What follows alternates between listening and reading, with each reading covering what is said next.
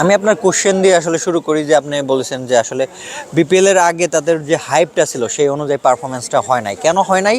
আসলে তারা যেই ধরনের প্রতিশ্রুতি বা ম্যানেজমেন্টের কথা বলছি, ঢাকা ক্যাপিটালস এবং নোয়াখালী এক্সপ্রেস, তারা বিপিএল এর আগে যে ধরনের প্রতিশ্রুতি দিয়েছিল, কিন্তু বিপিএল শুরু হওয়ার পর আসলে তাদের প্লেয়ার দেখে বা তাদের টিম ম্যানেজমেন্ট দেখে, ইভেন বিদেশি প্লেয়ার নিয়ে আসা বা বিদেশি প্লেয়ার ইনক্লুশন, এগুলো দেখে আমার মনে হয় নাই যে আসলে তারা এই বিপিএলে তারা ট্রফি জিততে আসছে বা তারা একটা ফাইট দিতে আসছে। তারা মূলত যে এসেছে, গতবারও কিন্তু ঢাকা ক্যাপিটালস একইভাবে কিন্তু আসলে পারফরমেন্স করেছিল এবং পয়েন্ট টেবিলের তলাইন থেকেই কিন্তু বিপিএল শেষ করেছিল। এইবার কিন্তু অ্যাটলিস্ট ঢাকা ক্যাপিটালসের অ্যাপ্রোচ দেখে মনে হচ্ছিল যে ঢাকা ক্যাপিটালস এবার শিরোপা জেতার জন্য আসছে, যে ধরনের চমক তারা দেখিয়েছিল। এবং ইভেন আপনি দেখেন শোয়েব আক্তার থেকে শুরু করে তারা কিন্তু মেন্টর হিসাবে তাকে নিয়োগ দিয়েছিল, কিন্তু কই শোয়েব আক্তারকে তো আর দেখলামই না। আপনি দেখেন নাই, কিন্তু শোয়েব আক্তারকে মেন্টর হিসাবে নিয়োগ দেওয়া হয়েছিল, সামহাউ শোয়েব আক্তার আর ঢাকা ক্যাপিটালসের সাথে তার যে থাকা বা ওইটা হয় নাই। নোয়াখালী এক্সপ্রেসের কথা যদি বলি, মোহাম্মদ নবী এবং তার ছেলে হাসান ইশাকিলকে এনেছে, কিন্তু অনেক পরে এনে ফেলেছে। এরকম যদি আরও কয়েকটা প্লেয়ার যদি আগে আনতে পারতো নোয়াখালী, তাহলে হয়তো বা এইবারের বিপিএলে নোয়াখালী অনেকটাই ফাইট দিতে পারতো। শেষ মুহূর্তে 2টা ম্যাচ দেখেছি টানা জয় নোয়াখালীর, তখন মনে হয়েছে যে আসলে নোয়াখালী তাদের রিদমে ফিরে এসেছে। ইভেন নোয়াখালী একটা ব্যাড লাক বলবো, সৌম্য সরকারের আসলে পরে যুক্ত হওয়া, সেটা আসলে তার ইনজুরি কারণেই তিনি পরে যুক্ত হয়েছে, সাম ইস্যুর কারণে যে সে অন্তর্ভুক্ত হতে পারেনি। সব মিলে আসলে নোয়াখালী এবং ঢাকা ক্যাপিটালসের টিম ম্যানেজমেন্ট থেকে শুরু করে প্লেয়ার কম্বিনেশন সব কিছুতে ঘাটতি ছিল। ইভেন আরেকটা জিনিস যে আপনি যখন একটা টুর্নামেন্টে শিরোপা জিততে চাইবেন বা লড়াই করতে চাইবেন, তখন কিন্তু আপনার একেবারে ব্যাটিং, বোলিং, ফিল্ডিং প্রত্যেকটা ডিপার্টমেন্টে কিন্তু আপনার সাজাতে হবে ওইভাবেই, বিদেশি প্লেয়ার থেকে শুরু করে দেশি প্লেয়ার ওইভাবেই কিন্তু আপনার নিতে হবে। নোয়াখালীকে দেখেন, যে 2টা প্লেয়ারকে নিয়ে বেশি হাইপ উঠেছিল, সেটা জাকির আলী অনিক এবং মাহিদুল ইসলাম অঙ্কন। এই 2টা প্লেয়ারকে যদি অনেক পরে নিয়েছে বাধ্য হয়ে, তবে তারাও পারফরমেন্স করতে পারেনি। সৌম্য সরকারের কথা কি বলবো, তিনি অনেক পরে যুক্ত হয়েছে, যার ফলশ্রুতিতে নোয়াখালী অনেকটাই পিছিয়ে গিয়েছে।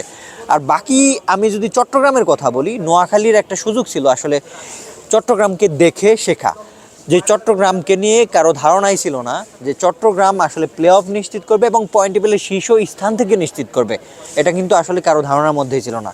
কিন্তু নোয়াখালীকে নিয়ে যে প্রত্যাশা ছিল, সেই প্রত্যাশা মেটাতে পারেনি। অনলি ফর তাদের আসলে ল্যাকিং ছিল প্লেয়ার, ভালো প্লেয়ার তারা আসলে দলে আনতে পারেনি।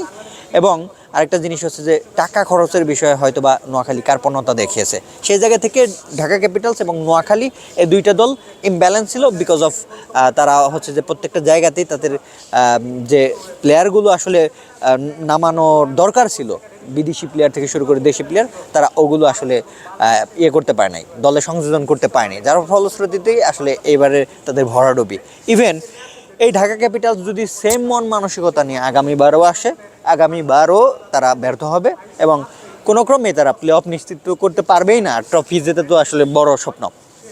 এই জায়গা থেকে নোয়াখালী এবং ঢাকা ক্যাপিটালসের এই ফ্র্যাঞ্চাইজি, এই যে দলটা যদি পরবর্তী বিপিএলে আসতে চায়, আমি বলবো রাজশাহীকে অনুসরণ করতে এবং ফরচুন বরিশালকে অনুসরণ করতে। তারা কিভাবে বিদেশি প্লেয়ার আনে, কাদেরকে আনে, ইভেন তাদের ম্যানেজমেন্ট, প্রত্যেকটা জিনিস যদি তারা ফলো করে, তাহলে আশা করি পরবর্তী বিপিএল থেকে এই 2টা দল ভালো করতেও পারে।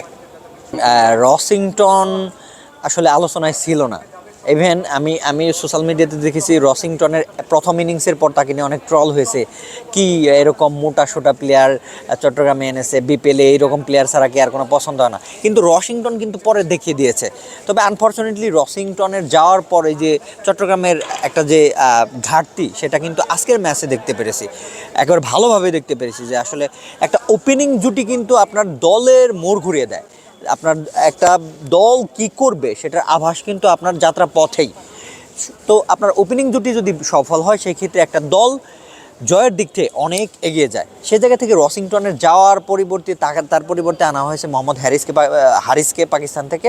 তবে আসলে রসিংটন যে ধারাবাহিকতায় ছিল, একটা রিদমই ছিল, সেই জায়গাটা আসলে কেউ পূরণ করতে পারেনি বা পারবেও না, যার ফলশ্রুতিতে আসলে চট্টগ্রামের এরকম পারফরমেন্স দেখতে পাচ্ছি।